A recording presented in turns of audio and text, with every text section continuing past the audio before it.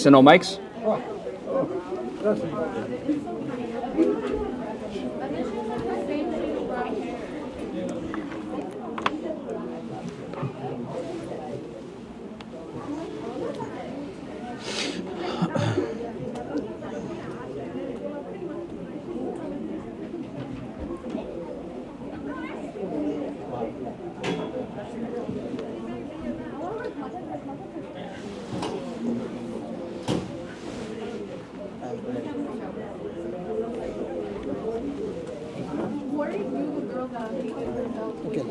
No, like I'll continue like this, inshallah.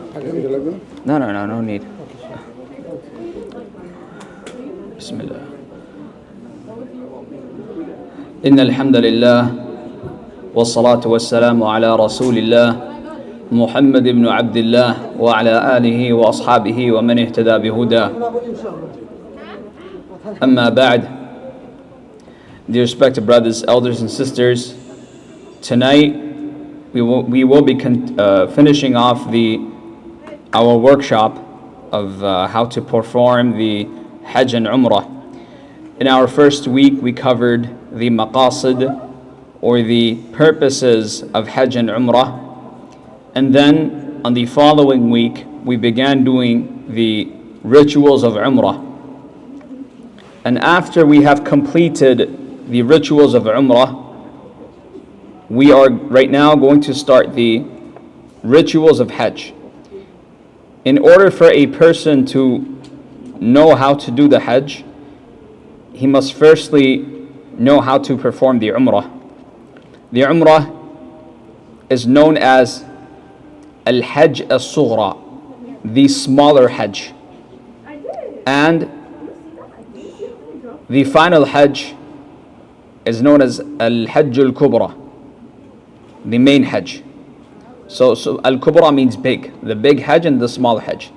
So what is Al-Hajj As-Sughra? Smaller Hajj. And which is Umrah. And Al-Hajj Al-Kubra is what we're going to do right now. So this is how it looks like.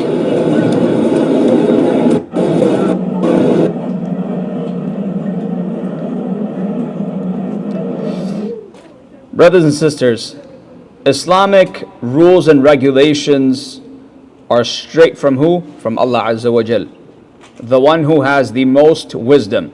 He's the most wise. Allah does not legislate or make up rules unless there is some wisdom behind these rules. There are reasons why Allah Azza wa Jal makes these rules up. So if somebody thinks that why isn't it like this, why isn't it like that, then you should realize that you're not the wise. Allah is the wise. Why can't a woman perform Hajj by herself? Don't ask that question. There's a reason why Allah Azza wa Jal said you must, Allah's Messenger ﷺ says you must go with your mahram. Hajj is not fard unless a person meets these requirements. Once these requirements are met, then only Hajj is wajib upon you. The following requirements are met. When the following requirements are met, then Hajj will become fard upon you, or wajib, nafs al-ma'na, same meaning. So these are as follows. Number one, you must be a Muslim. If you're a kafir, or if you're a person who thinks about coming into Islam, let me try, I want to see what Muslims do. No, it does not work like that. You must submit to Allah Azza wa Jal. Once you have fully submitted to Allah Azza wa Jal, to His will, and then you will fulfill the first requirement, which is to be a Muslim. Number one, you must be sane, meaning that you cannot be a crazy person. There are a lot of people who are not sane, meaning they have psychological issues, and they're not sane, we call them. If you're not sane, Hajj is not wajib upon you. Number three, you must have reached the age of puberty. Then Hajj becomes fard upon you.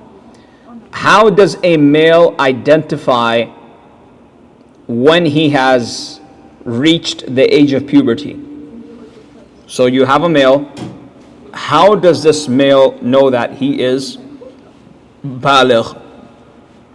So these are the following ways. Number one, he has experienced wet dreams.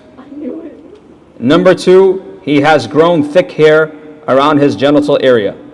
Number three, he has reached the age of 15. So let's say a person, he has not experienced something called the wet dream. Now what? When is he counted as a person who has reached the age of puberty? Age 15 by default. A female reaches puberty just like how a male reaches puberty, above the three things above. However, she may reach the age of puberty earlier by male by experiencing the menstruation. As soon as she experiences the menstruation, she is counted as someone who is a balighah, someone who has reached the age of puberty or takalluf. So in Islam, we have something called ahkam taklif. The word taklif means burden. It means what? Burden. Or something which is heavy on your back. Before you have reached the age of puberty, if a little kid steals from the grocery shop or something, or he steals something very expensive, or he does not pray, none of these things are written for him. He's not held accountable for these things. When is he held accountable for these things? After he has reached the age of puberty. Allah Azza wa Jal gave him all these things in the beginning of his life. Allah Azza wa Jal provided for him water for him, food for him. Allah Azza wa Jal gave him parents. He gave him a place to stay. He gave them everything. Now it's time that you have become fully baligh. Right now you have the ahkam of taklif, or the burdens of sharia are binding upon you. You must do these things after you have reached it. So you have little kids going to school, and their parents say, he's a little boy, he's not done with school. No, these things are not acceptable. He has reached the age of puberty, that's it, salah is fard. That's it, siyam is fard. The fasting is fard. Anyways, question: if a baby or a child, male or female, below the age of puberty performs the Hajj, does it count? He is 7 years old, she is 8 years old. They have not reached the age of puberty. The kid's a little baby, 2 years old. Can they perform the Hajj? Notice that I've said that Hajj is not fard upon them. But if they do it, does it count as a fard Hajj? Yes, it's permissible. The baby and child will follow the same rules and regulations of Hajj. He or she will refrain from the prohibitions of Hajj. You cannot do this, you cannot do that, right? If he or she breaks the rules of Ihram, then he or she will not be liable to pay any of the penalties of Hajj and Umrah. Neither will his guardians be liable. So if this little child, he does, he puts on a shirt or something, or he puts on perfume, these things would necessitate them for a person, a penalty. It necessitates penalties for a person who's baligh. As for this little baby, if he puts on perfume, if he puts on regular clothing, he will avoid these things. But if he does it, he's not liable to pay any penalties. Neither will his parents pay any penalties. Number 4, you must be financially and physically be ready. Like I said, Allah Azza wa Jal sets these rules for a reason. It has wisdoms behind it. Financially, you must have enough money that covers your costs of going there and coming back, after paying off your monthly rent, your utility bills, your family expenses like food and drink, your living costs, your debts. You owe people money, you got to give back that money. If you do not have necessary funds, then Hajj is not fard upon you. So you have your kids behind in the house. Your kids, you cannot afford to buy them tickets for Hajj. You can only buy tickets for yourself. You can only buy tickets for your wife. How about your kids? You can't do it. But what you can do is provide for the entire month's amount of food. You can provide for the entire month's rent. You can cover the utility bills for the entire month. You give them that money, you pay that money, and you paid off all your debts, you owe people money, you paid that off, and then Hajj is binding upon you. That is being financially ready for Hajj. After that, physically, a woman must go with her mahram.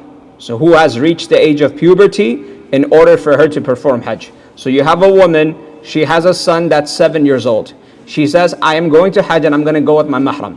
Does that count? No, it doesn't count. Why? What's the condition? It's not baligh. And I've mentioned the signs of bulugh. Once these signs are complete, then that child is baligh. The son is age 15. She can take that 15-year-old son and perform the Hajj. Physically, if a person's sickness is temporary, right, he will wait until he gets better to perform the Hajj. For example, a person, he broke his arm, and he knows that the cast is going to come off next month. Example. Or a person has COVID-19. He will stay in quarantine. I'm giving you random examples. The person has to quarantine for 2 weeks. Once he is complete from his sickness, then Hajj will be fard upon him. If he is not physically able to do so, during the days of Hajj, this person has COVID-19, Hajj is not fard upon him. If his sickness is permanent, if this person has low blood sugar and he knows that if he goes to Hajj, his blood sugar is going to go down and it's going to be a mess for him.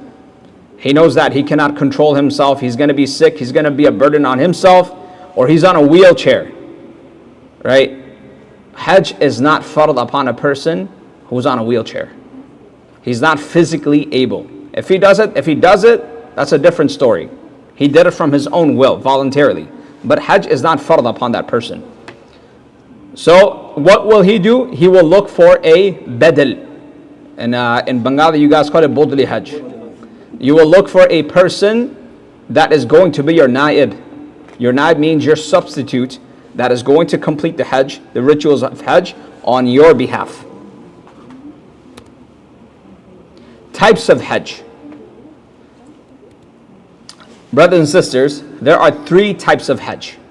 You get to select only 2 of them because you guys are not from Mecca.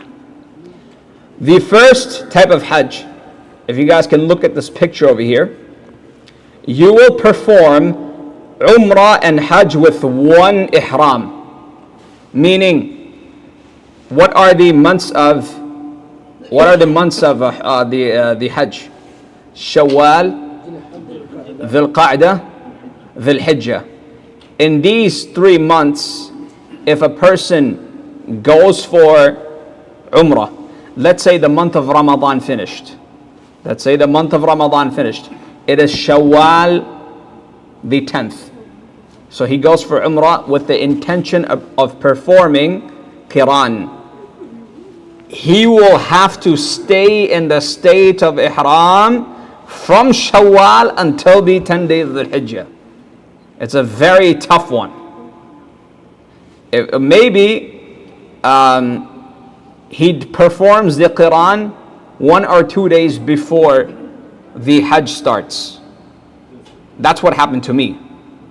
I almost ended up doing Qiran, but I wanted to do tamattu'. So I broke the ihram and I broke the ihram and I made intention again. So ulama, they have differences of opinion which one is better. Some of the ulama, like Abu Hanifa rahimahullah, he says Qiran is the best because it has the most physical labor. Because imagine you're wearing ihram for so long, you did not even break your ihram. With one ihram, you will complete the Hajj and the Umrah. The second one is the tamattu'. Tamattu' is that you will perform Umrah during the months of Hajj with one ihram. Meaning you went to Mecca. After you went to Mecca, you perform the Umrah, you will break your ihram. So notice that the Umrah here is what? The Umrah here is separate. It's not inside one ihram. It is separate. It is outside. You will perform your Umrah outside, then you may wear your normal clothing again. And the rules of ihram does not bind upon you. You can put on perfume, you can go cut your hair, you can do whatever you want. Right? As long as Sharia has allowed, that's what I mean. You can even touch your spouse. You guys can have relations with your spouse even if you guys perform the tamattu'. Meaning you have finished the Umrah and then you are legally allowed to touch your spouse. And then you have the Hajj. And then you will, on the days of Hajj, you will make intention from your hotel room or wherever you are, and then you will do the Hajj. The third one, I made a mistake here. I wrote tamattu'. It is not tamattu'. It is known as ifrad. Ifrad means you will just perform the Hajj.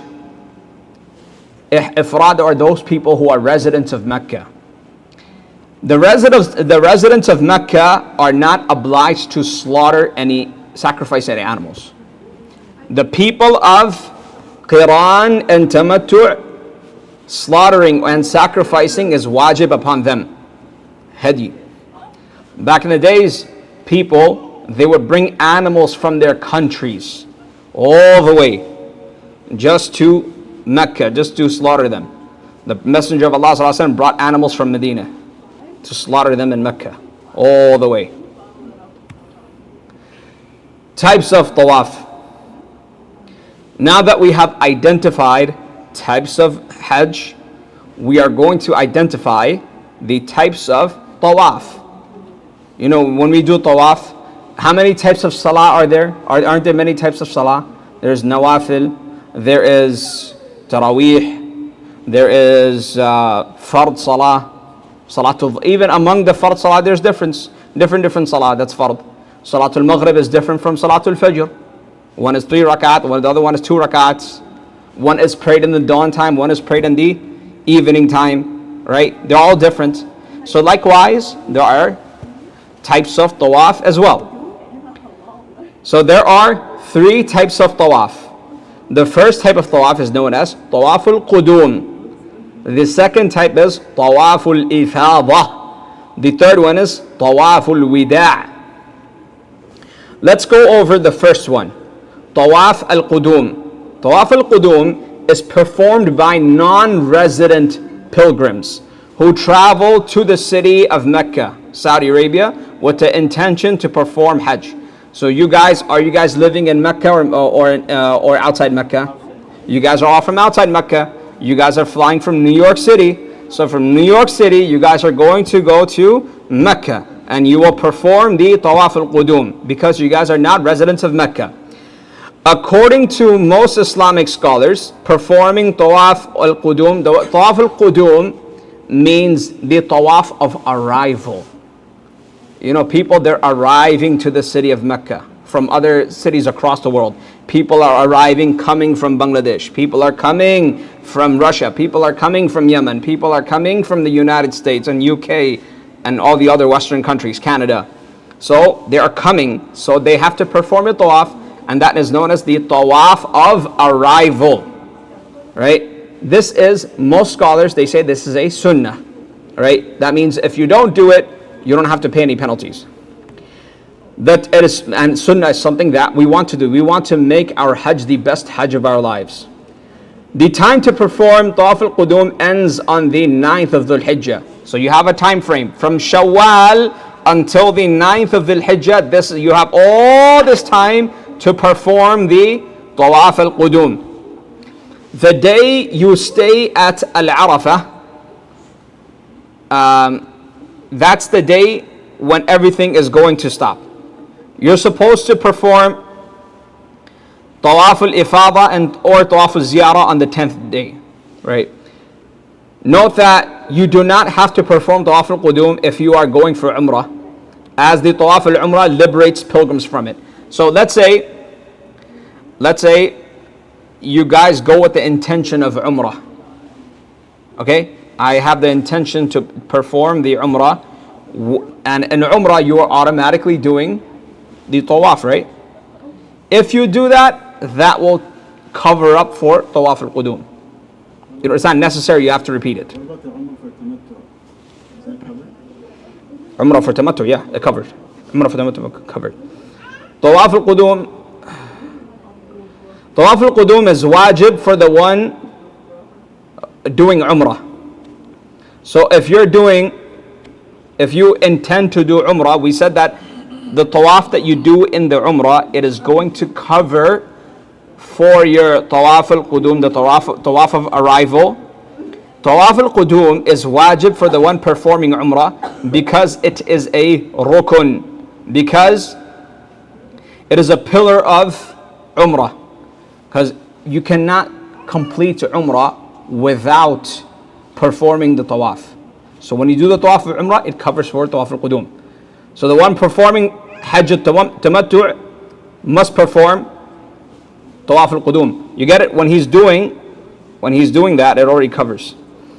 As for the one performing Hajj al-Qiran or Hajj al-Ifrad, tawaf al-qudum is sunnah. For them is sunnah. If he does not perform it, Hajj is still valid.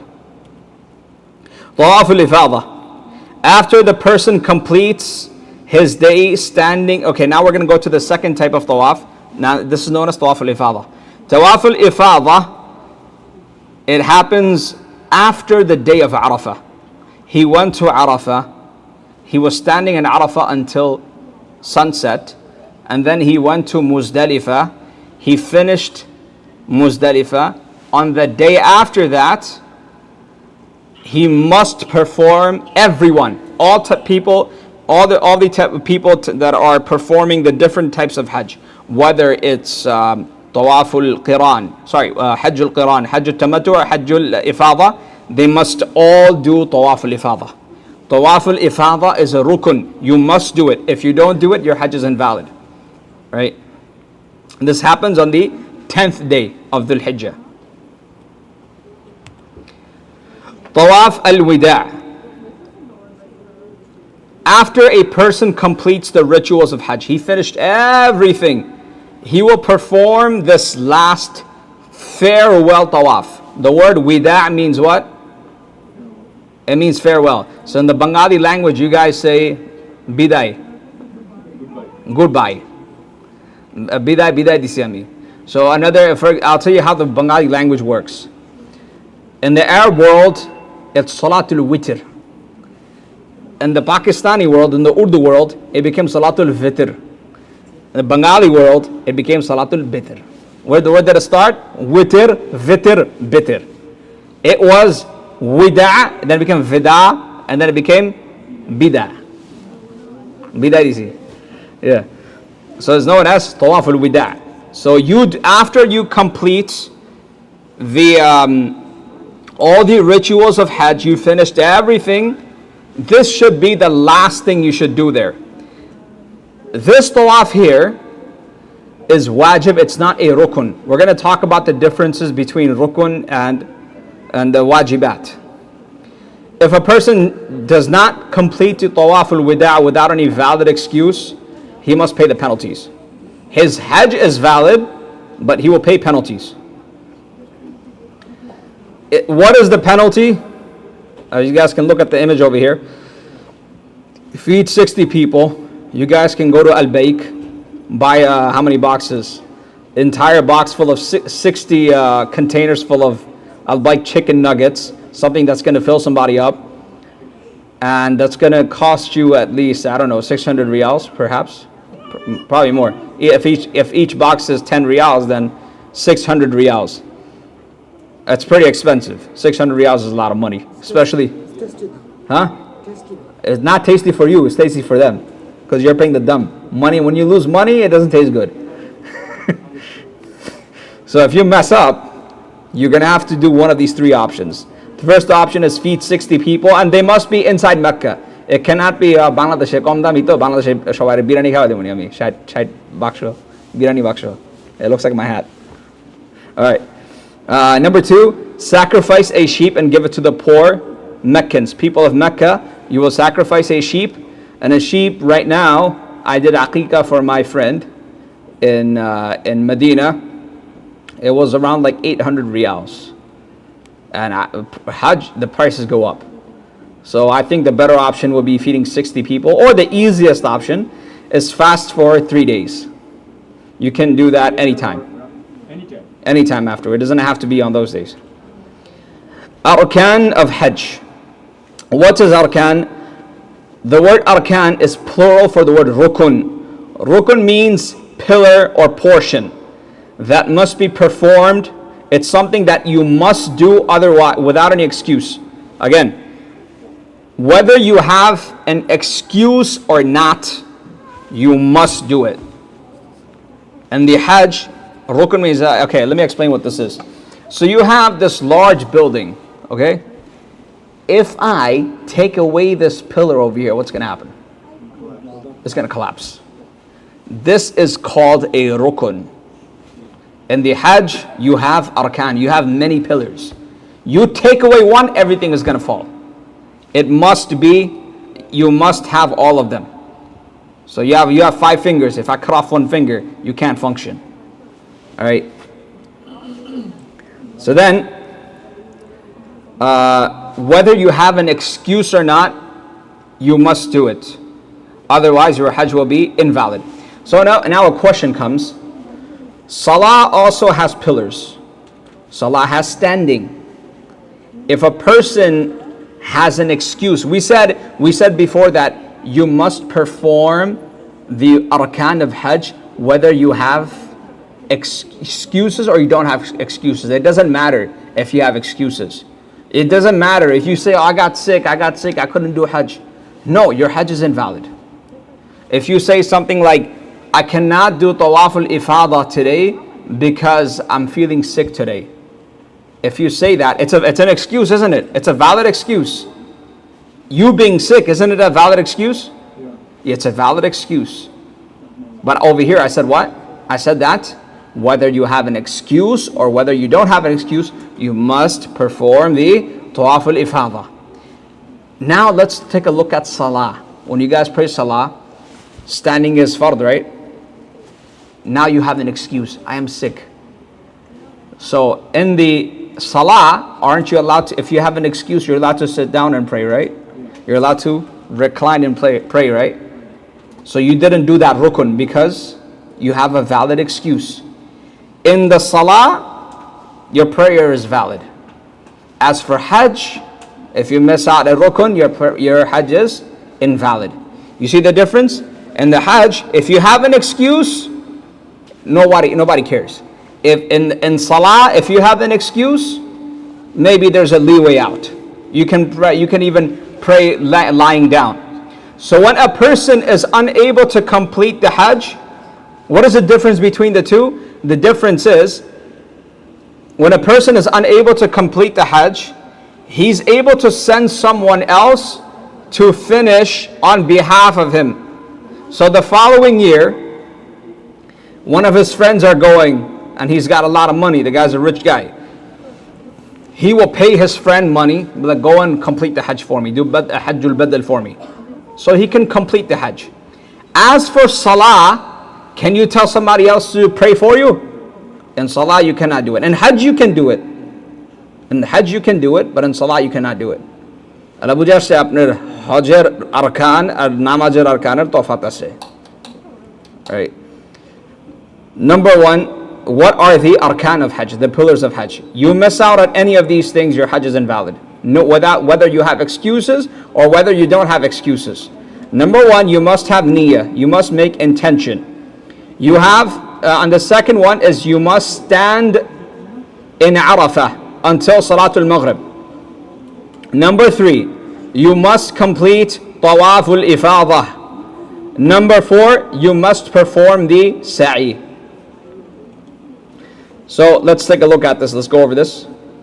You have made intention, you stood up in Arafah, you have performed Tawaf al-Ifadah, and you have done the Sa'i. Once these four are complete, your Hajj is valid.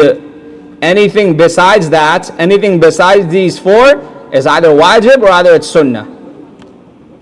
Wajibat of Hajj. Number one, we said that making intention was what? Is a rukun. Making intention is a rukun. But making intention in the miqat is wajib. Making intention in the miqat is wajib. So for example, if I wear the ihram here in New York City and I make intention, I am going to do Hajj tamattu' from JFK airport, you made that intention. And you're flying over Jeddah airport, you're flying over Jeddah and you landed in Jeddah. What's going to happen? Taga charan. Fulus. You have to pay the penalties. Why? Because you did not make intention in the miqat. Yeah, your Hajj is valid. Your Hajj is valid because you made intention. But you must make intention in the miqat. This is wajib. Number two, you went to Yawm al-Arafah. You went to the place of Arafah. You went in the morning. You were there for like 2-3 hours, and your wife is complaining.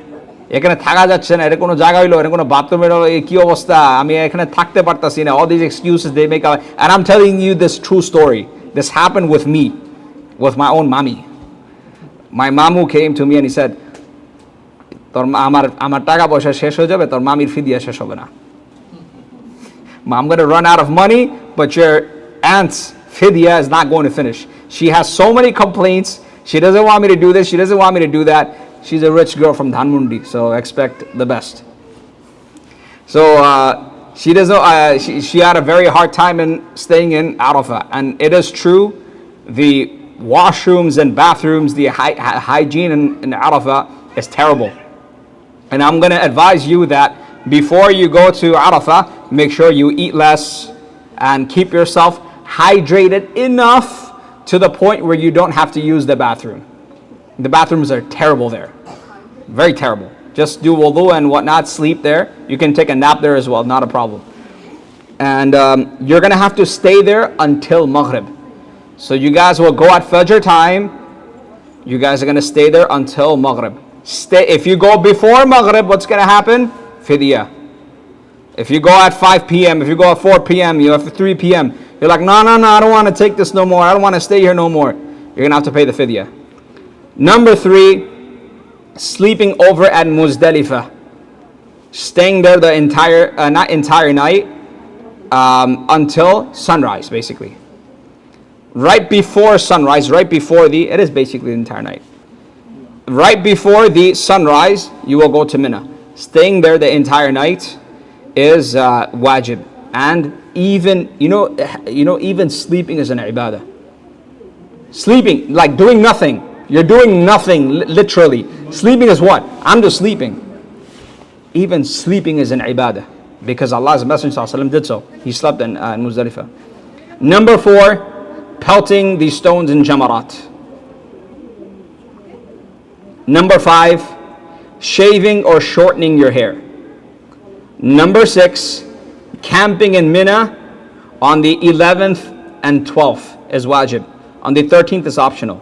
11th to 12th is necessary. You must stay there. Number 7, tawaf al-wida'. The final tawaf is necessary. And over here, this is popping on the screen. So let's look at these guys here. The ifrad guys and the qiran guys. The guy who does ifrad, what is his niyyah? Labbayka hajjan. He does not say labbayka umratan wa hajjan. He doesn't say that. As for the guy who's in qiran, he will say labbayka umratan wa hajjan. I make intention. When he makes intention that he's flying over the Jeddah airport, he makes the intention there that I am going to perform Umrah and Hajj together. So then they will both perform Tawaf al-Qudum. Tawaf al-Qudum, they will both perform it. Tawaf al-Qudum is sunnah for them. Tawaf al-Qudum is what? Sunnah for them. And then they're going to do the sa'i. After tawaf is, of course, there's going to be sa'i.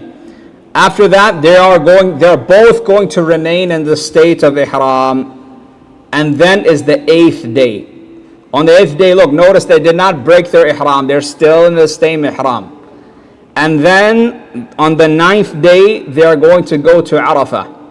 Look at the directions here. These are the 3 things they're going to do. They're highlighted things. They're going to Arafah. They're going to combine Salatul Dhuhr and Asr together at Dhuhr time. And then they are going to make dua until sunset. Right? These are the things they're going to do on the 9th. And you notice that this is where both groups they meet. Like all the 3 types, they're going to meet up on the 9th day. You look how they both began. The Tawa, Ifrad and Qiran guys, they started it one way, and the Tamattu' guys, they started in a different way. On day 9, they are going to Muzdalifah. They are going to perform Qasr of Salatul Maghrib and Isha together. Jama'. They're going to combine both. Number 5, they are going to stay there until at least midnight. At least midnight you must stay there. It is sunnah to stay until Fajr. So you go there, you guys performed Salatul Maghrib and Salatul Isha at Isha time, and you guys must stay there until midnight. A lot of old people, they have difficulty because of the crowds there. They might have to leave a bit earlier than other people. But if you are a man of physical strength, it's sunnah for you to remain until Fajr time. On the 10th day, the next day, day 10, they are going to Mina and they are going to pelt stones in the Jamarat. Right? On the 10th day of Eid, they are also going to sacrifice an animal. And we said, the guys who are doing Qiran and Tamattu', sacrificing is fard upon them. After that, they are going to cut their hair. So they're going to shave their hair, right? They're going to sacrifice their animal. Let's go in order. First thing they're going to do, they are going to go to they're going to go to Mina. After they go to Mina, they're going to pelt stones. After they pelt the stones, they're going to slaughter. After slaughtering, they're going to cut their hair. After they cut their hair, they go for Tawaful Ifada. Right? If he completes two out of three of these actions, meaning how many actions did I mention? At least 5, right? If he completes one, two, like for example, he did the pelting and he went to Mina and he's halal now. He's halal, he's allowed to wear normal clothing. So in Tawaful Ifada, a person can do Tawaf wearing normal clothing. He can do that. Just one thing he cannot do. And that's why I advise new couples that they don't go for Hajj. Wait, be experienced like our uncles over here, 10 years down the marriage, then I would advise them to go. Because new couples, they like to do a lot of touchy things. No touching. You cannot touch your wife. So then, after that, on the 10th day, again, the people, they don't have Eid Salah, by the way. The people who perform the Hajj, they don't have Salatul Eid. On that day, after they have shaved their heads, they're going to go stay in Mina for the night. In the next day, they are going to pelt the Jamarat again.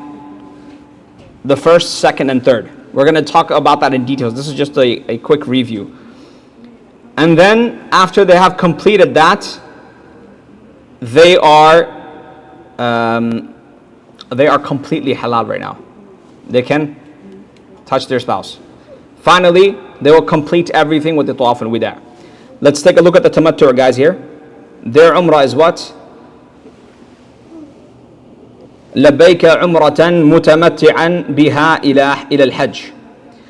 They say, oh Allah, I am going to perform the Umrah as a mutamatti', as a person that is going to perform tamattu' until the day of Hajj. Meaning I'm going to break the ihram and then I'm going to put on the ihram again during Hajj. He's going to make this intention while he's on the plane over Jeddah.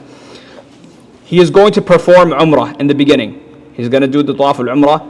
After that, he's going to do Sa'i. After that, he's going to cut his hair. And then he's going to what? Wear the ihram again after he finishes this. Anyways, day 1, the 8th of Dhul Hijjah. When you guys go to Mina, this is what it looks like. So you have a whole, you're inside a tent. The tent has ACs just like this, same AC. And you're given like cushions here. You're gonna have to be sleep, and you're given a pillow, one pillow. You're given one pillow only. They give you one pillow, and they give you a blanket. You're not supposed to take the blanket home. You're supposed to leave the blanket there. So, a lot of people, they have, when I was in Medina University, we had this Bangladeshi student, I'm not mentioning his name. I saw him walking in the University campus wearing a Saudi Airlines blanket. So the Airlines blanket, but I'm like, people do that. People have a lot of students, a lot of guys, they steal the earphones from the airplane and they use that. So I know a family, they took all the utensils from the plane. You know the utensils? Yeah, of course, plastic. Plate, bati, jase. All those plastic things. Yeah, anything plastic. It's like have you never been on a plane before, man? Anyways, the beds are pretty comfortable. I slept on it. It's not bad. It's okay. You guys have any issues with the bed? It's pretty comfortable. The only issue is the bathrooms are a bit troublesome. The bathrooms are such that you will be taking showers and you will be fulfilling your necessities in the same portable bathroom. It's like portable bathrooms. It's kind of disgusting, but that's what you're going to have to live with. It is what it is, right? Take some soap with you and whatnot. No, you can't. Scentless soap, by the way. Usually, the Mina tents, right? They are packed with food. Whenever you want food, it's available. Anytime, 24 hours. The companies that you guys are assigned to, they have fridges full of soda, water, anything. And they have shawarma lines, they have ice cream, they have everything there. 24 hours. Watermelons, they're just cutting up stuff, the whole time. And you have guys chit-chatting here. Again, this is a general rule. I tell everybody, stay away from your best friends. You said eat less, so... No. This is on the 8th day. Oh, 8 days. 8th day, eat all you want. On the 9th day, be careful. Don't eat. 9th day, just make sure you have drunk enough water to keep yourself hydrated, so much so that you don't have to use the bathroom. Try to avoid using the bathroom on the day of Arafah as a whole. Don't do that too much. Best thing I would say is stay away from your friends. When you guys are with your friends, you guys, people, they chit chat. They see a lot of things that when they get too comfortable with their friends, they talk about things which are not appropriate. You're going to talk against somebody, you're going to make fun of somebody, you're going to talk about your bad experiences in the hotel with the staff in the airport, all that stuff. You don't want to say anything else. You don't want to complain. You want to stay away from all that stuff. These are typical things we hear from other Hujjaj. These are things we want to avoid. Stay away from friends. Just stay in your own little corner and make yourself free for ibadah. On day 1, on the 8th of Dhul Hijjah, it is known as Yawm Tarwiyah. The word Tarwiyah comes from the word Rawa, which means to drink completely until the thirst leaves you. So, back in the days, when people would want to go to Mina, Mina does not have wells. Mina does not have wells. So, when you don't have wells, what do? You want to drink enough water so you don't get thirsty. That's the first thing you want to do. Number 2, you want to fill up containers full of cold water. You want to quench the thirst of your animals, so your animals are hydrated. So on the day of Tarwiyah, people would remove their thirst, and then in preparation for Hajj, they would go to Mina. So this is known as Tarwiyah. The 8th day is not Yawm al-Tarwiyah, the day of quenching your thirst. That's where the word comes from, right? So on this day, the person who is going to perform the tamattu', because the guys of Qiran and Ifrad, they're already in Ihram. The guys who want to perform tamattu' wherever they are, whether they're in their hotel or whether they want to make their intention in Mina. Like for me, I was wearing normal clothing. I did the Ihram. I did Umrah. I wore my regular clothing. Actually, I didn't. I didn't even wear my regular clothing. I was still in Ihram. I basically did Qiran, but I mixed it with tamattu' because I didn't have time. I didn't even have time to change my clothing. Because I went with a Saudi company and they told me to stay there. Like they're very quick about it. So the people who are going 19th of this month, they are going to do the tamattu'. Most 90% of people, they do tamattu'. So you guys will wear normal clothing after you have finished your Umrah. You will cut your hair. And then you are going to either by bus or either by train to the tent city of Mina. In Mina, you will make your intentions from there and you will wear your ihram again. Right? So you know how people are going there? Back then people didn't have any transportation. They would walk there in the heat. So they need to remove their thirst. So e karone naam daw ise Yawm al-Tarwiyah, pani khawar din. 2 do's, things that you're going to do in Mina on the 8th day. Number 1, the pilgrim will camp in Mina and pray all 5 times prayer in Qasr. Fajr, Dhuhr, Asr, Maghrib, Isha. He's going to stay on the 8th day until Fajr time. After Salatul Fajr, the day of Arafah starts. He will engage in dua the entire night. Make dua. He goes to sleep, he wakes up, he makes dua. He will busy himself doing the tasbih. Subhanallah, alhamdulillah, Allahu Akbar. Yeah. So, you just mentioned that when you go to in Mina, then you put your ihram, or before Mina you need to put your ihram? Your option. It's either one, right? Either one. But I see all the people put their ihram before go to the Mina. I'm saying, that's not, it's optional. Okay, so I didn't know. First I heard this. Another thing, that going to Mina, they put their ihram, and there is another thing is very people are like they do mistake. Like somebody doesn't do ihram and do the umrah. They come, sometimes some people doesn't know, come with a group.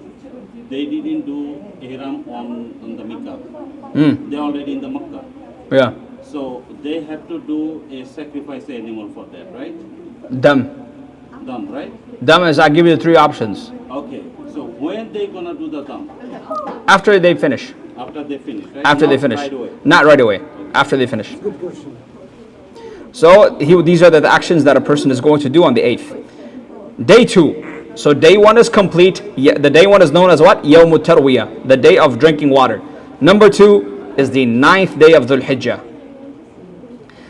You guys will be going all the way from Mina to this place over here. When I went by train. Even with train, it was super crowded. In the heat, you will be standing outside, just standing right there under the sun, doing nothing, just waiting in lines. Sometimes I was thinking even walking is better, because at least you're moving. That's how it felt back there. For 2 hours, I'm just standing there. So what they do is they put barricades. One group comes in, they close the barricade. After another half an hour, they open the barricades again. Another batch goes inside, and they close the barriers. Another half an hour later, they open the barriers again. Another group goes inside. That's how they do the crowd controlling. And may Allah protect and bless the police officers and that are constantly they're working very hard. They're working, the police officers there, they're working, trust me, it's a very difficult job. The police officers are going out of their way to spray water in your faces. And they will tell you when you're going there. I've never seen Saudi cops nicer than on the days of Hajj. They'll tell you, taqabbal Allah, may Allah accept your Hajj, may Allah accept your Hajj. They're very, usually you'll find them aggressive. You'll find Saudi cops being very aggressive. But on the days of Hajj, they're being, in the army, before they go for warfare, they get like a briefing. Listen, you must defend your country. And they're like, yeah. They do that, but they do that with the cops before Hajj. These are the Duyuf al-Rahman. These are the guests of Allah Azza wa Jal. This is your opportunity to serve the guests of Allah Azza wa Jal. Are you guys ready? Yes. So that's what they do before with the Saudi cops there. This is how it's going to look on the day of Arafah. It's extremely hot, and if it rains, you're a very lucky guy. People, they go inside and stay in this tent from sunrise until you'll get there by like 8 a.m., 9 a.m. You're going to stay there, and you're going to listen to the khutbah around Salatul Dhuhr. And what kind of food do they serve there? They serve rice. I was in a Saudi tent, so they give rice, they give chicken, they basically kept with some shrimp. I had shrimp on mine. And again, don't eat too much, so you might have to end up using the bathroom. Be very controlling on this day. The bathroom situation is terrible. On this day, on the 9th of Dhul Hijjah, which is known as Yawm al-Arafah, this day is a rukun. Al-Hajju Arafah. Hajj is Arafah. This is without staying and stopping by the Arafah, your Hajj is invalid. You can't make up excuses, I have COVID-19. No, you must go there. The pilgrim will pray Salatul Fajr in Mina. After Fajr, he will make his way to Arafah. He will pray Qasr of Salatul Dhuhr and Asr together at Dhuhr time. A lot of people, they don't want to follow this rule. They perform what? Individually. They want to perform the complete salah. This is a bid'ah. خُذُوا عَنِّي مَنَاسِكَكُمْ. The Messenger of Allah ﷺ says, take the manasik, the rituals of Hajj and Umrah from me. Follow the Messenger ﷺ. Don't make up your own stuff. Follow Allah's Messenger. He will perform the Qasr of Salatul Dhuhr and Asr together at Dhuhr time. He will listen to the khutbah that's given from Masjid al-Namirah, broadcasted from there. He will engage in dua the entire time until he's there. People, they take this time very seriously. Make this time the time of your life. Number 6, he will remain there until sunset. As soon as sunset completes, his company leaders will tell them, okay, we have to go to Muzdalifah right now. He will follow his company, the company leader's command. He will head out to Muzdalifah. Allah Azza wa Jal says, فَإِذَا أَفَلْتُمْ. This is an ayah of the Quran. فَإِذَا أَفَلْتُمْ مِنْ عَرَفَاتٍ فَاذْكُرُوا اللَّهَ عِنْدَ الْمَشْعَرِ الْحَرَامِ. When you all leave, أَفَلْتُمْ. Afalt means what? Afaltum means what? When all of you leave Arafat, the word is derived from the word fayth. Afaltum means to exit swiftly. Joldi joldi bahir hoa. So when there are floods, when there's a flood, what happens to the water? The water gushes out swiftly without any delay. So فَإِذَا أَفَضْتُم مِّنْ عَرَفَاتٍ. The people, when they're in Arafat, when it's sunset, what do? Everybody starts running. Everybody starts rushing out of Arafat, so they can go to Muzdalifah. So Allah mentions Arafat in this verse, which is one of the evidences that Arafat is a rukun. When you guys leave from Arafat, so that means the Arafat is a part of the Hajj, right? So remember, when you arrive in remember Allah when you arrive in Mash'ar al-Haram.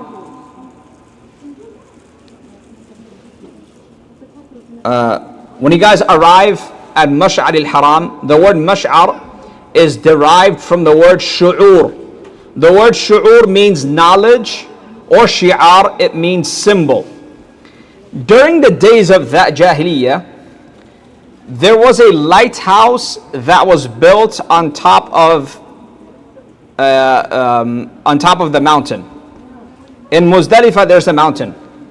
The name of the mountain is Mash'ar al-Haram. In that mountain, they have put something on top, and that is known as mash'ar. Mash'ar means symbol, or it can mean lighthouse. Because when the people are arriving in Muzdalifah, it's dark. People don't see left and right. So people might be in confusion. Where is this place, Muzdalifah? So when they see that lighthouse, they identify that is Muzdalifah. That is where we're supposed to be. فَإِذَا أَفَضْتُم مِّنْ عَرَفَاتٍ فَاذْكُرُوا اللَّهَ عِنْدَ الْمَشْعَرِ الْحَرَامِ. When you arrive in this place, Mash'ar al-Haram, when I say Mash'ar al-Haram, meaning Arafat was outside the Haram. Arafat was outside of the Haram. And Mash'ar al-Haram, Muzdalifah is where? Inside the Haram. Arafat is outside the Haram, and Muzdalifah is inside the Haram. فَإِذَا أَفَضْتُم مِّنْ عَرَفَاتٍ فَاذْكُرُوا اللَّهَ عِنْدَ الْمَشْعَرِ الْحَرَامِ. When you guys come inside the lighthouse, which is inside the Haram. So it's named, why is it called Muzdalifah? It's derived from the word Izdalafa, which means to get closer. Meaning, the location of the lighthouse is closer to Mina, and it's closer to and Mina is closer to the Haram, Masjid al-Haram. Muzdalifah মানে কাছে হওয়া। কিসের কাছে হওয়া? হারাম, মসজিদুল হারামের কাছে হওয়া, মানে যেহেতু আপনার হারামের ভিতরে পড়ছে। So now, why does it, many scholars, they give many reasons why is it called Muzdalifah, but Allahu A'lam, Allah knows what's best, the best meaning, Allah knows best. How does one person remember Allah there? Allah says, فَإِذَا أَفَضْتُم مِّنْ عَرَفَاتٍ فَاذْكُرُوا اللَّهَ. Remember Allah in Muzdalifah. How do you remember Allah? You're going to pray Salatul Maghrib and Isha there, and you're going to sleep there. So these are all types of remembering Allah. Even sleeping is remembering Allah. Following the sunnah of the Messenger ﷺ is remembering Allah Azza wa Jal. He is in ibadah. He's doing an act of worship even while he's sleeping. He will not stay awake. So what do? Don't stay awake. Don't be too religious. Sleep. Sleeping is an ibadah. Rather, he will pray Maghrib, Isha, and he will sleep. And after that, the Messenger of Allah ﷺ do exactly as the Messenger ﷺ did. He will stay there until Salatul Fajr. He will perform Salatul Fajr, and right after Salatul Fajr, he will make some dua. Right before sunrise, he's going to go to the city of Mina. So look at this over here. He'll pray Maghrib and Isha together. He will sleep in the open air in Muzdalifah for the next few hours. It is sunnah to remain after Fajr. So this is what it looks like, guys. This is what Muzdalifah look like. Muzdalifah is such a place where you can be the richest person on earth. You can be the richest person on earth. You might have Benzes, you might have Lambos, you might have everything. But you and that poor person is the same. This shows the reality of this world. I have a sheikh, his name is Sheikh Uthman Khamis. He says, لا تلتفت إلى ما عند الناس. Don't care about what people have. When you go past by a beautiful house, don't be oh my God, this is a beautiful house. Don't care about people's houses. All of this is fake. All of this is fake. Everything is going to go. All these rich houses that you see, this expensive car that you see that's driving by, everything is going to go. Everything is zero. Everything is fake. Don't care about it. This is the place where it's going to prove you that their money is worthless. The rich people, the money that they have is worthless. You and the poor person is the same here. The Messenger of Allah ﷺ, he negated all the practices of the disbelievers pre-Islam. So before Islam, in the days of Jahiliyyah, in the days of ignorance, people they had evil practices, invalid practices. So the Messenger of Allah ﷺ, he continued with some of the practices which were validated by Allah. Allah says such practices are valid, some practices are invalid. Don't do this and don't do that. So he took some practices, he continued them, and some of the practices he did not continue them. So during the days of ignorance, the kuffar would do tawaf around the Kaaba naked, except the people of Homs. The people of Homs is like you guys have access during World War II. You guys had access and what?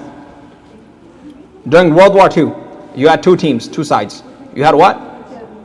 Axis and Allies. Axis and Allies.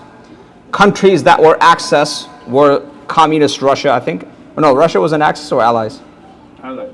Allies. Russia was with Allies, yeah. So countries like Japan, countries like Germany, countries like Turkey, even Turkey was Axis. And then you have the Allies. Great Britain. What's up? Central powers. Central powers.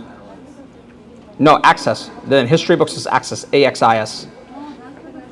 Because I know what I'm saying. And then you have Allies. United States of America. You had Axis powers, yeah. You had the United States of America. You had the Great Britain. So these countries, they formed alliances. So likewise, during the days of Jahiliyyah, they had alliances with tribes. The rich and expensive and powerful tribes, they were always together. Everybody else, you're nobody. You're down the gutter. So we are the special people. From the special people, they call themselves Homs. So you have allies and access. They're bad guys, so I'm calling them access. So their access, and what was their name back then? Homs. Homs is the Qurayshi tribe, Quraysh, Kinana, Jadila. And the word Homs, what does the word Homs mean? Homs means very zealous, meaning these tribes were very zealous of their religion. They show great energy and enthusiasm to their religion. They would give their donations for the sake of Allah. Meaning, we call ourselves the protectors of the house, the Kaaba. Right? A guy, so these Homs guys, anybody, whether you're from Quraysh, whether you're from Kinana, whether, let me explain in your terms. Chowdhury bari, Bhoya bari, right? Khan bari. So they're the same people, but they're different tribes. So these tribes here, they thought they were very special because they would donate a lot of money for the sake of Allah. So what they would do is that they would do tawaf around the Kaaba and they would leave their clothing behind. So people from all across Arabia, they would come and they would have to ask them for their clothing. The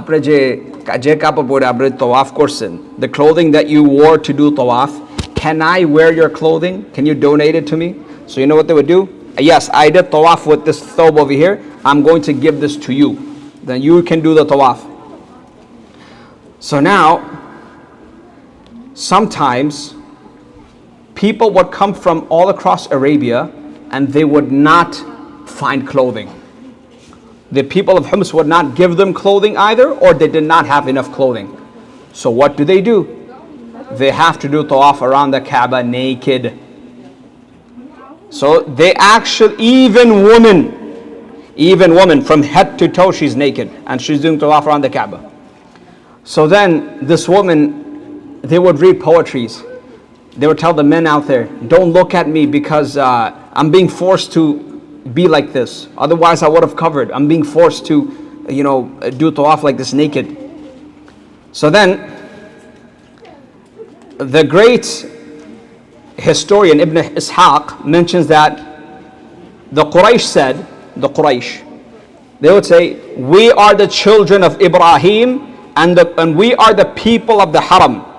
No one among the Arabs have rights like we do. We are first class citizens of the Haram. We are the people of the Haram. We are the people of the Kaaba. So they said, the Homs people, they said, we are not going to leave the boundaries of Haram. So that means what? They're not going to go to Arafat. Because we said Arafat is outside the Haram, right? They're not going to go out. They're not going to go to the Arafat. So then they left out this ritual of going to Arafat. So instead of going to Arafat, where do you think they're going to stay? In Muzdalifah. Because Muzdalifah is inside the Haram area. So then Allah Azza wa Jal, He wants to destroy their sickness. Allah gives them a strong command. ثم أفيضوا من حيث أفاض الناس واستغفروا الله إن الله غفور رحيم. O people of Homs, Quraysh, Kinana, Jadila, go to Arafah and go to Muzdalifah from there, just like how the followers of the religion of Ibrahim left Arafah. The followers of Ibrahim, the millat of Ibrahim, they have left from Arafah to go to Muzdalifah. You also do the same thing. Go to Arafah. So, and then ask Allah Azza wa Jal for forgiveness for all these jahili practices that you have. Inna Allaha ghafur rahim. Allah is all forgiving. So this is, you see how I look for points that regular people, they're not exposed to, they don't know about. So this is to educate ourselves more about Hajj and the verses of Hajj. Day 3, the 10th of Dhul Hijjah. No, I wrote, that's supposed to be day, what did I write? It's supposed to be day 3. The 10th of Dhul Hijjah, I have to switch up some mistakes. Alright, it's day 3. The 10th of Dhul Hijjah is known as Yawmun Nahr.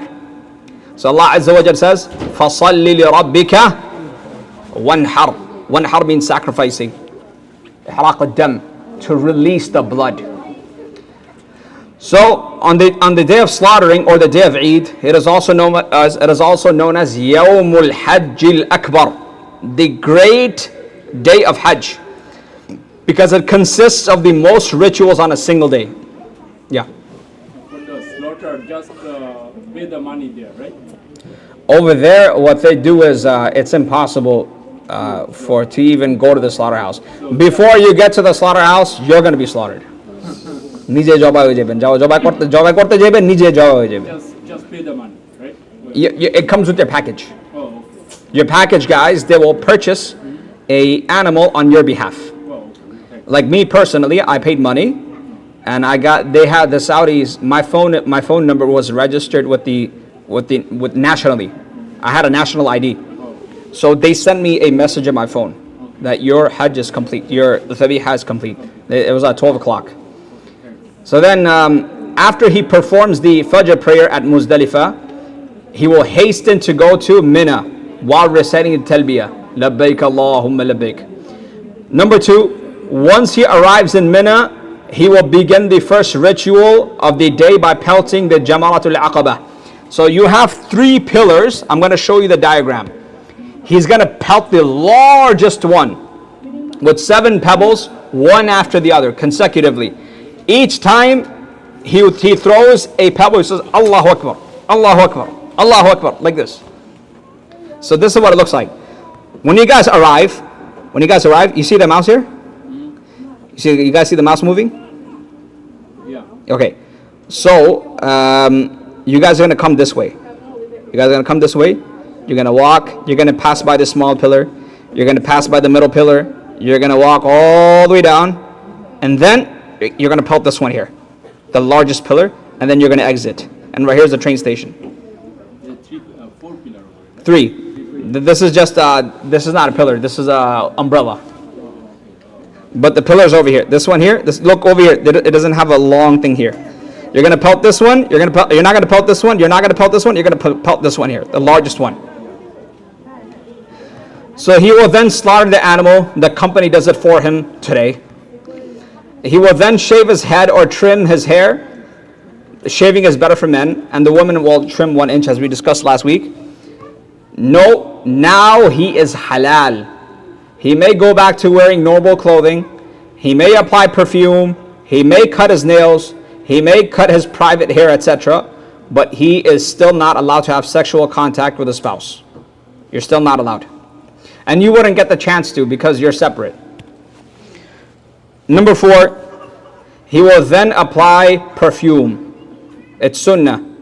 And he will go to perform Tawaf al-Ifada or Tawaf al-Hajj, which is a rukun. You must complete Tawaf al-Ifada. And then he will complete the sa'i. So let's start again. He's going to pelt the stones and jamarat. He's going to slaughter the animal. He's going to shave his hair. He's going to perform Tawaf al-Wida'. He's going to do the sa'i. It is best if the order is maintained. However, if one mixes up the order, there's no problem. Meaning, he cut his hair first, and then he did the stones. So when I went to Mina, I saw Saudi guys, they're cutting their hair. I'm like, Bodmaish Saudi, they don't like to follow Sunnah and whatnot. But then I figured out it's legit. They know their stuff because they're locals there. You're allowed to shave your head before pelting the jamarat. You're even allowed to do tawaful wida before pelting the jamarat. You're allowed to mix up the order. It doesn't matter. But it's better to follow the order. Now, we're going to go over some ayat of Hajj here now. وَأَذِّن فِي النَّاسِ بِالْحَجِّ يَأْتُوكَ رِجَالًا وَعَلَى كُلِّ ضَامِرٍ يَأْتِينَ مِنْ كُلِّ فَجٍّ عَمِيقٍ. O Ibrahim, call the people loudly with your voice to perform the Hajj. When Ibrahim a.s. completed building the house, Allah Azza wa Jal tells him, Ibrahim, go call the people for Hajj. He said, my Lord, will my voice reach them? I'm just going to make a call, they're not going to hear me. I want you to just imagine. Ibrahim a.s. is in a random land. He's just saying, how is my voice going to reach everybody? So then Allah tells him, you make the call and I'm going to make sure your voice reaches them. Allah's promise to Ibrahim. So Ibrahim a.s. just imagine a man going up the mountain. He goes up the mount. He goes on top of Mount Safa. Ibrahim a.s. goes for Mount Safa and he makes the announcement, everybody come to do the Hajj. Come and visit the house of Allah Azza wa Jal. So every person that has completed the Hajj has answered the call of Ibrahim a.s. Until the day of judgment, the people of the present, people of the future, whoever performs Umrah has also answered to the call of Ibrahim a.s. And then Allah says, يَأْتُوكَ رِجَالًا وَعَلَى كُلِّ ضَامِرٍ يَأْتِينَ مِنْ كُلِّ فَجٍّ عَمِيقٍ. They will come to you on foot and on every dhamir.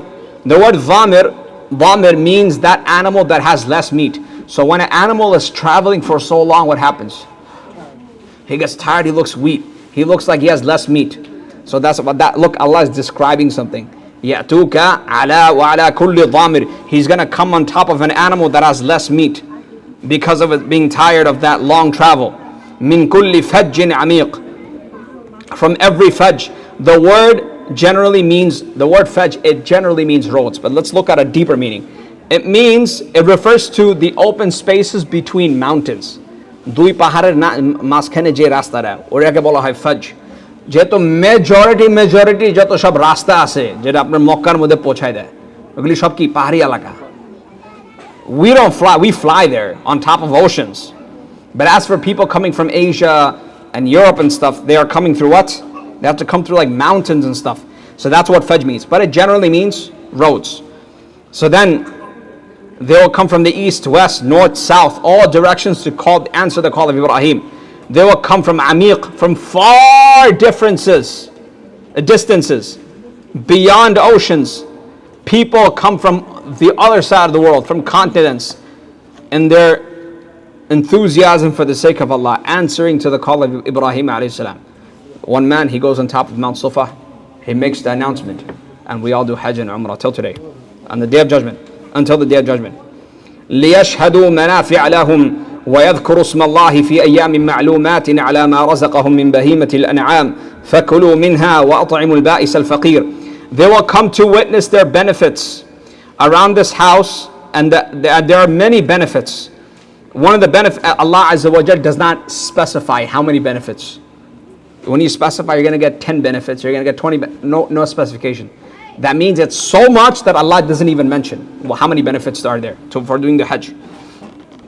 So a person, he benefits in this life and he benefits in the next life. In this life, Allah Azza wa Jal gives him benefits, like one of them is doing business. So when a person, he wants to go, is it okay for a person to do Hajj, business and Hajj? So you go to Hajj, you have merchandises, you want to sell watches, you want to sell rings, you want to sell dates. Is it permissible? Yes, it's permissible. لِيَشْهَدُوا مَنَافِعَ لَهُمْ. They will get there so they can witness their benefits in terms of monetary wealth and rewards in the next life. So he will get his rewards accordingly. And then Allah says, And he will come to remember Allah in these known days. Notice I said known days. وَيَذْكُرُ اسْمَ اللَّهِ فِي أَيَّامٍ مَعْلُومَاتٍ. He will remember Allah on these known days. The known days are what? The 10 days of Dhul Hijjah, where Hajj is legislated. Tawaf of the house and Sa'i and Safa and Marwa, pelting stones, Jamarat, and all these, and likewise the Umrah. So in these 10 days of Arafah, the sacrifice and all these are known days. The days of the that are known, mentioned, that are known, okay. The pilgrims and non-pilgrims, they will spend the 10 days in the obedience of Allah Azza wa Jal. The non-pilgrims, people who are not doing Hajj, they're going to fast on these 10 days. They will offer the Eid prayer. They sacrifice animals in the name of Allah. So these are known as the known days. As for the other verse in Surah Baqarah, Allah says, وَاذْكُرُوا اللَّهَ فِي أَيَّامٍ مَعْدُودَاتٍ. So I said أَيَّامٍ مَعْلُومَاتٍ, the known days, and then you have أَيَّامٍ مَعْدُودَاتٍ. Allah mentions ma'dudat means few days. So these few days, what are these? Ayyamut Tashriq, the days of Tashriq. The 11th, 12th, and 13th of Dhul Hijjah, where the pilgrims, they sacrifice, where they spend the nights in Mina. So in the known days, the pilgrims will recite Allah's name upon the meat that they have brought for slaughtering, and they will eat that meat and feed it to the ba'is, the poor people. ثم ليقضوا تفثهم وليوفوا نذورهم وليطوفوا بالبيت العتيق. So let them break their ihram by removing their hair or the impurities that got onto them while being in the state of ihram. When you're in the state of ihram, you get sweaty. You have long nails. You have foul smell in your body. You have underarm hair. You have pubic hair. Trimming. So Allah is saying, ثم ليقضوا تفثهم. Let them clean themselves out of all these things that happen in the state of ihram. And then وَلْيُوفُوا نُذُورَهُمْ. Let they fulfill, if they have any unfulfilled oaths. They said, I am going to swear, I swear by Allah, I'm going to do the tawaf. Then let them finish the tawaf there. So that, and then وَلْيَطَّوَّفُوا بِالْبَيْتِ الْعَتِيقِ. And let them do tawaf of the house which is atiq. What is the definition of the word atiq? Atiq generally means ancient. It means very old. And the deeper meaning of atiq, it means that it is free from the ownership of people. So people, if they are people who want to, the zalims, the people who are oppressive, the tyrants, like Abraha, they want to lay their fingers on this place. Allah is saying this house is free from nobody owns this house. I own this house. That's what atiq means. Free from ownership of people. Let them do tawaf around this house. On the 4th, 5th, and 6th, the 11th, 12th, and 13th of Dhul Hijjah, وَاذْكُرُوا اللَّهَ فِي أَيَّامٍ مَعْدُودَاتٍ. Let them remember Allah in the few days. And it refers to the days of Tashriq, the 11th, 12th, and 13th of Dhul Hijjah, where the pilgrims, they sacrifice and they will spend their nights in Mina. One of the reasons why it's called the days of Tashriq, and now I'm going to talk about what does the word Tashriq mean. The word Tashriq means this over here. What do you see here? Meat in the sun. So after this, people would sacrifice their animals. You know, my mom, she would tell me, hey, to aime bees, ruza rakhos na? I'm like, aime bees? What does aime bees mean? She doesn't know what it means. Hey, aske toshriqer din tu ya takbir porbi na? Tashriq mane ki? What does it mean? She doesn't know what it means. They just say words. They just say plain words. They don't know what it means. The word tashriq, one of the meanings is that when the people of Hajj, when they would slaughter animals, they would take the meat and they will put it into the sun so it can dry up, so they can distribute it to people. Or when they go back home, they can take the dried meat so it doesn't rot. So that's what tashriq means. So on the 11th, 12th, and 13th, you guys do qurbani. 3 days you guys are doing qurbani. That's why it means this over here. People during that time period, they would slaughter animals and they would hang the animal meats. So again, Ayyam ma'lumat, the known days are known as the first 10 days of the Hijjah, and Ayyam ma'dudat, the few days, the 10 days of the days of Tashriq, 11th, 12th, and 13th. On day 4, he will spend the 3 nights in Mina. The wisdom is that why does he stay in Mina? Why does he stay in Mina? Because he will make himself free only to pelt the jamarat. He will have nothing to do except pelting. On the 11th, the pilgrim will leave Mina after the sun has reached 12 o'clock. 12 o'clock, the sun is right in front of you, on top of your head, the zenith. He will go to the jamarat. He has until the sunset to pelt all the stones. Unless he has a valid reason, like he has heavy crowds, he's not able to throw the stones, he can stay there even after sunset. So jamarat is a place where the symbol of the devil is, the symbol of the devil the jamarat represents the devil, basically. So it's the place where he was pelted and stoned. The devil came to Ibrahim alayhi salam to prevent him from slaughtering his son. So in response, Ibrahim alayhi salam took stones and threw at the devil. That's what these jamarat are, the three locations. So he will begin by pelting al jamarat al-sughra, the small pillar. So let's over here. He's going to go to jamarat al-sughra. He pelts this one. He moves to this area where nobody throws stones at him instead. Nobody, go to an area where nobody's going to throw stones at you. You go there, you make dua to Allah Azza wa Jal, and then you go to the middle pillar.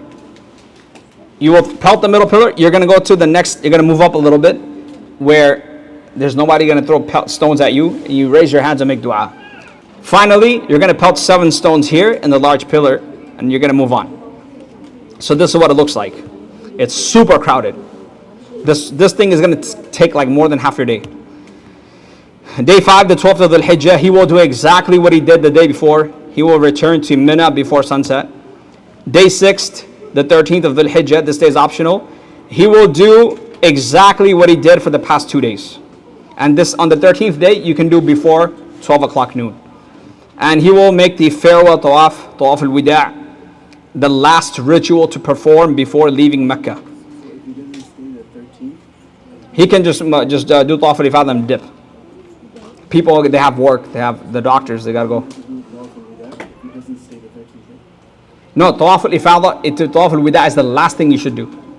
It's the last thing you want to do. So, what is Hajj al-Mabrur? Hajj al-Mabrur is that Hajj which is done for Allah Azza wa Jal. It's not done for any name, fame, titles. You want to come back, you want to call yourself Haji Saab, Al-Haz, Azizul Abdul Khalik, something, I don't know. Making names up. Get typical Bengali names. Give me a Bengali name. Abul Kalam Azad. Al-Haz Abul Kalam Azad. So,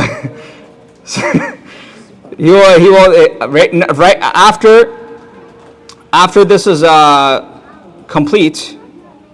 Going back to Hajj al-Mabrur. So Hajj al-Mabrur, number 1, you only do it for the sake of Allah Azza wa Jal. You will follow Allah's Messenger's sunnah only. When you do this Hajj, you do not have any foul talk. You don't talk about sexual things, and you will not curse. You will not do anything, and it's done with a halal income. This is very important. People do Hajj with what? Haram income. If you do Hajj with the haram income, your Hajj is invalid. Allah's Messenger ﷺ makes a promise. There is no reward for Hajj al-Mabrur except for Jannah. If you meet the requirements above over here, then you have Hajj Mabrur. You have Hajj Mabrur, you have Jannah.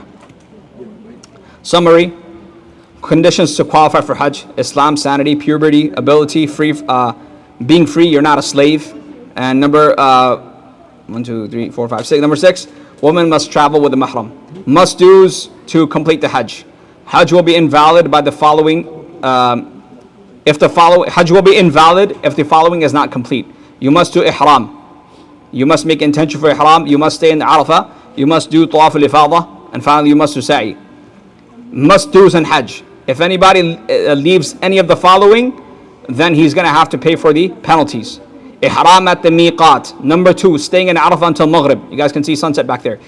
Number 3, spending the night in Muzdalifah, sleeping there. Number 4, pelting the stones in Jabarat. Number 5, shaving and trimming the hair. Number 6, sacrificing the animals, those who are doing Qiran and Tamattu'. Number 7, performing the farewell tawaf. Number 8, spending the nights at Mina on the 11th, 12th, and 13th, if they stay there. So then another thing is, finally we end with this over here. People, when they finish the Hajj, during the days of Hajj, the people of Jahiliyyah, they would go to Hajj and they would talk about their bongsho. They had Bengalis that time too. They would talk about their bongsho.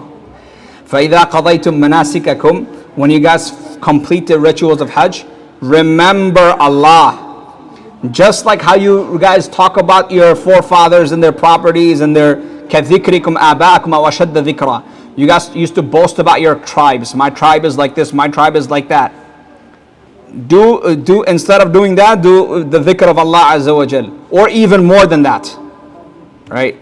So we talked about ranks in Hajj. Who has the highest rank in Hajj? Those who are constantly engaged in the dhikr of Allah Azza wa Jal. So there are three ways to do dhikr. Either by your tongue, or either by your heart, or your heart and tongue together. And the heart and the tongue is the best. So like I said, you have ranks. If you want to be a 5-star Hajj, you guys have Uber, right? And the Uber you guys give out what? Stars out. If you want to get the 5 stars here, 5-star rating, you got to do a lot of dhikr, a lot of adhkar. Dhikr doesn't mean you grab a tasbih and you just count it all day. You can do a dhikr in many ways. Making dua is a dhikr. Reciting Quran is a dhikr. Reading a religious book is also a dhikr. Praying, doing sajda to Allah, praying to Allah is also a dhikr. These are all many types of dhikr. May Allah accept our righteous acts of worship. We finish right on time. Yeah, any questions? Yeah. This year I saw the Nusuk Hajj. Yeah. You said women should be go to with mahram. Yeah. But they said without mahram women cannot go in. We go by the fatwa to stay safe. We follow the majority of the scholars. Be safer than sorry. You want to ruin your Hajj? There are scholars that have permitted it. Gisu Maulavi said that permission dise because when a person is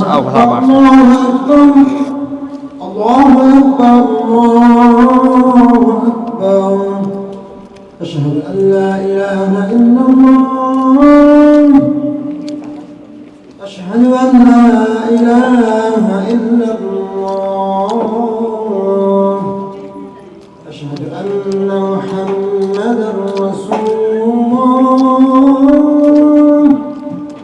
أشهد أن محمدا رسول الله حي على الصلاة حي على الصلاة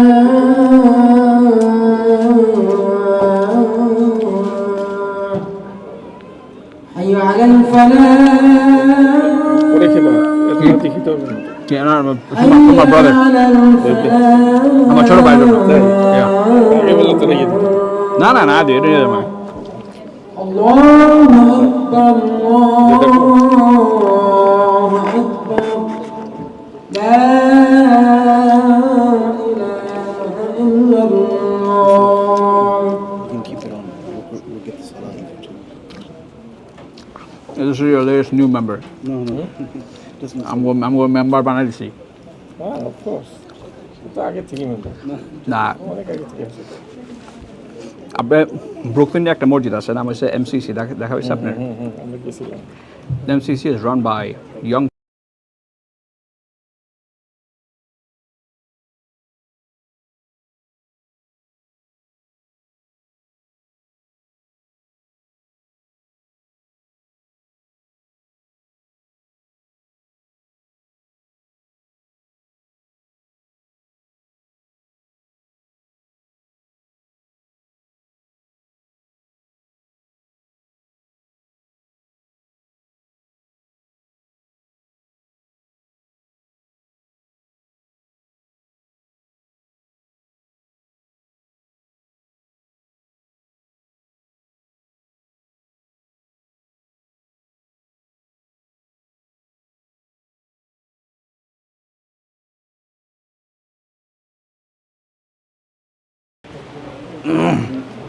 الله أكبر الله أكبر أشهد أن لا إله إلا الله أشهد أن محمدا رسول الله حي على الصلاة حي على الفلاح قد قامت الصلاة قد قامت الصلاة الله أكبر الله أكبر لا إله إلا الله.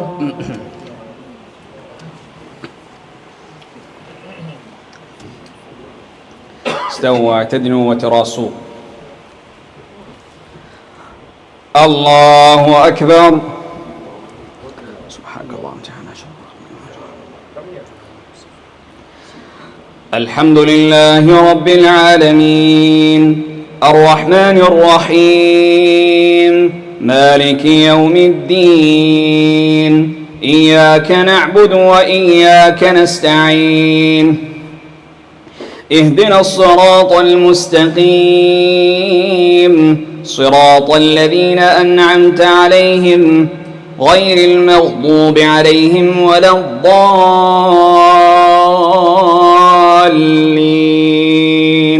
آمين.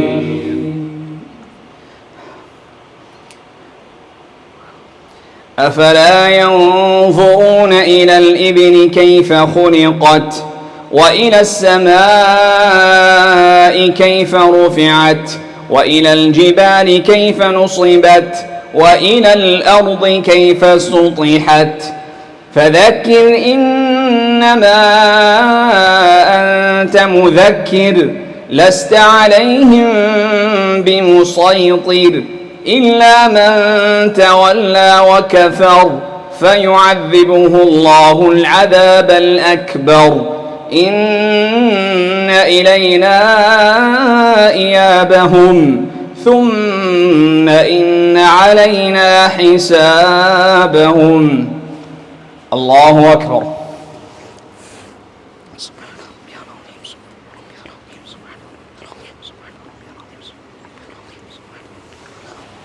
سمع الله لمن حمده. الله أكبر.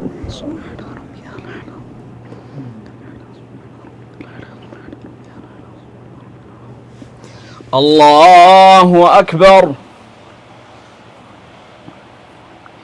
الله أكبر.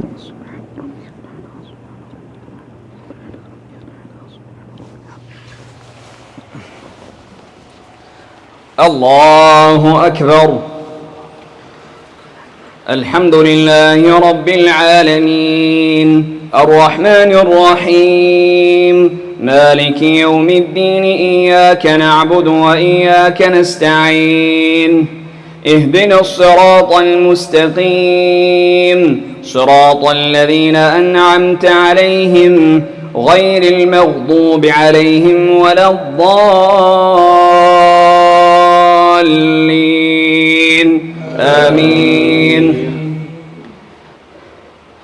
ألهاكم التكاثر حتى زرتم المقابر كلا سوف تعلمون ثم كلا سوف تعلمون كلا لو تعلمون علم اليقين لترون الجحيم ثم لترونها عين اليقين ثم لتسألن يومئذ عن النعيم.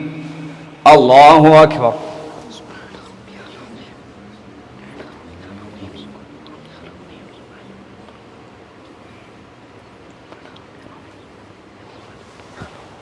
سمع الله لمن حمده.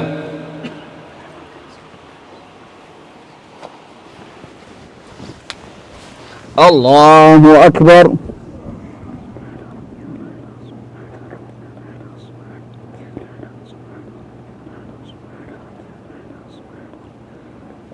الله أكبر.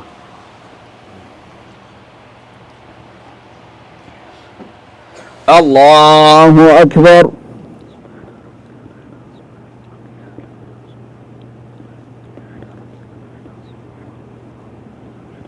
الله أكبر.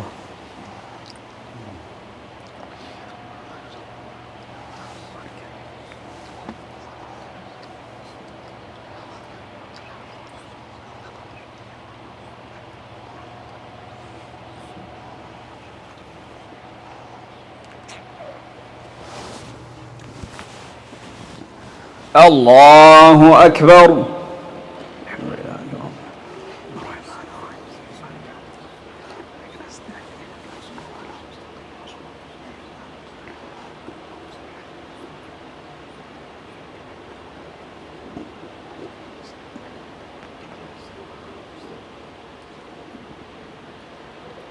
الله أكبر.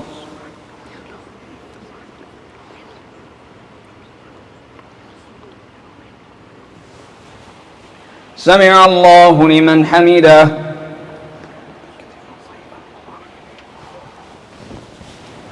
الله أكبر.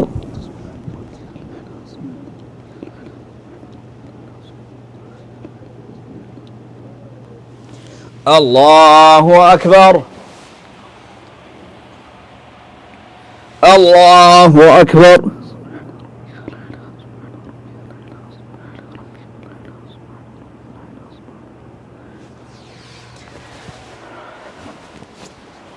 الله أكبر.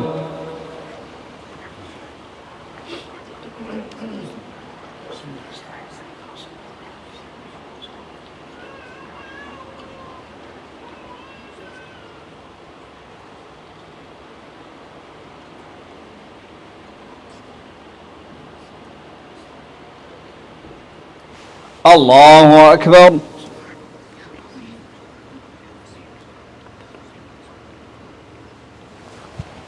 سمع الله لمن حمده. الله أكبر.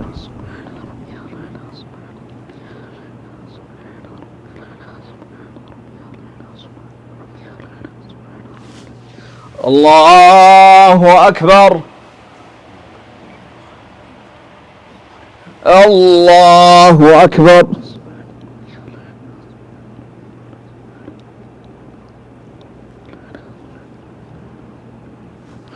الله أكبر.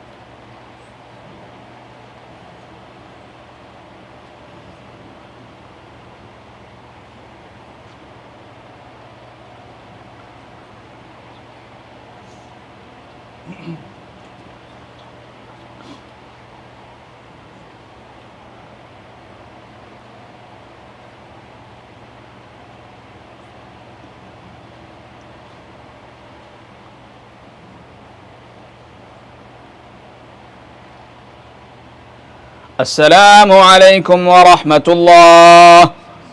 السلام عليكم ورحمة الله.